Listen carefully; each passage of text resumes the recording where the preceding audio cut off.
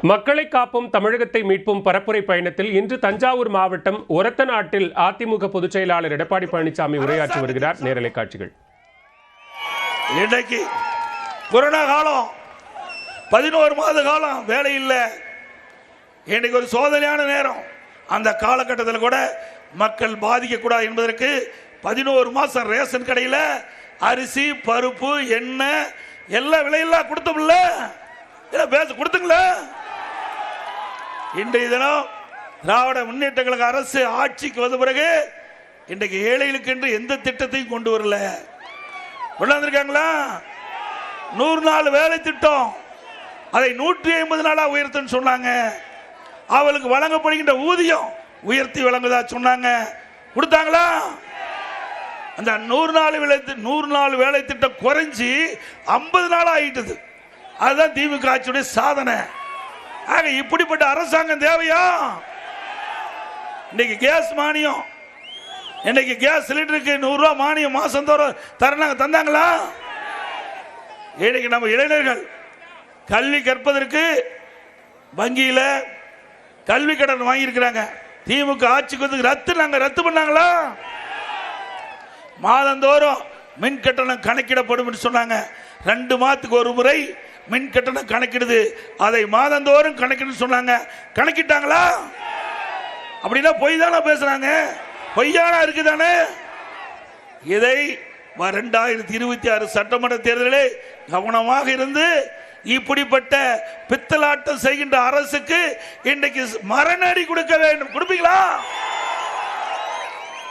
அதோட இன்றைக்கு அனைத்து இந்திய அண்ணா திராவிட முன்னேற்ற கழக ஆட்சியில் தான் நிறைய திட்டங்களை கொண்டாந்து நாங்கள் நிறைவேற்றிருக்கிறோம். இன்றைக்கு இது கிராம சூழ்ந்த பகுதி. இதில் பார்த்தீங்கன்னா அரசு பள்ளியில் படிக்கின்ற மாணவர்கள் 41% பேர், சுமார் 3,81,000 பேர் அரசாங்க பள்ளியில் படிக்கிறாங்க. நானும் அரசாங்க பள்ளியில் படித்தவன் தான். அதனால் எனக்கு இந்த மாணவர்களுக்கு ஏதாவது செய்ய வேணும். அவர்கள் எண்ணமெல்லாம் மருத்துவர் ஆக வேண்டும் என்பது. ஆனால் அந்த வசதி வாய்ப்பு கிராமத்தில் இருக்கிறவர்களுக்கு கிடையாது, ஏழை மாணவர்களுக்கு கிடையாது, நகரப்புற ஏழை மாணவர்களுக்கு கிடையாது. ஆக கிராமத்திலிருந்து நகரம் வரை அரசு பள்ளி படிக்கின்ற மாணவருடைய கனவு நனவாக அம்மாவுடைய அரசு என்னுடைய சிந்தனையில ஒதுக்கப்பட்ட அற்புதமான திட்டம் 7.5% உள்ளிட ஒதுக்கீடை கொண்டு வந்து சட்டம் இயற்றப்பட்டு அமுல்படுத்தப்பட்டது.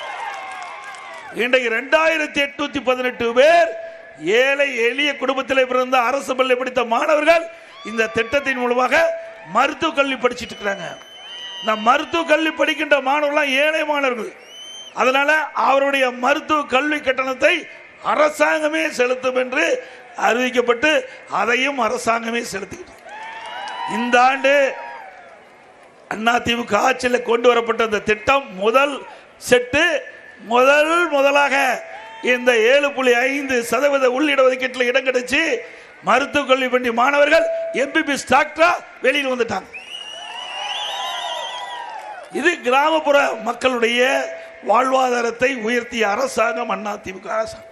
பொன்மனச்செம்மல் புரட்சி தலைவர் எம்ஜிஆர், இதே புரட்சி தலைவர் அம்மா இருவரும் தலைவர்கள் கண்ட கனவை நாங்கள் நிறைவேற்றி கொண்டிருக்கின்றோம் என்பதை நேரத்தில் தெரிவிக்க விரும்புகிறேன்.